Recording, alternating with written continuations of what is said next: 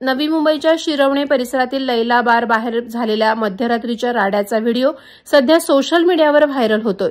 यात एका व्यक्तीला मारहाणही होत असल्याचं स्पष्ट दिसतंय।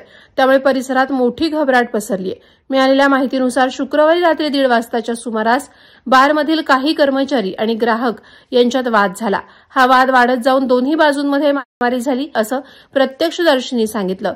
स्थानिक रहिवाशांचं म्हणणं आहे की शिरवणे परिसरात रात्री उशिरा अशा घटना वारंवार घडतात। विशेषतः लैला बारच्या आसपास रात्रीच्या वेळी वाद, भांडणं आणि संशयास्पद हालचाली सुरू असतात। त्यामुळे या भागातील लोक त्रस्त झालेत। घटनेनंतर परिसरात दहशतीचं वातावरण असून नागरिकांनी पोलिसांना तात्काळ आणि कडक कारवाईची मागणी केली आहे। नवी मुंबईत अनेक बार आणि डान्स बार रात्री उशिरापर्यंत खुले असतात। बार चालक मालकांकडून नियम पाळले जात नसल्याने अनेकदा कायदा सुव्यवस्थेचा प्रश्न निर्माण होतो। तक्रारी केल्या तरी कारवाई केवळ वरवरच होते। बार मालकांवर किंवा ग्राहकांवर त्याचा कोणताही परिणाम होत नाही आणि अशा घटना कायम घडत राहतात असं नागरिकांचं म्हणणं आहे।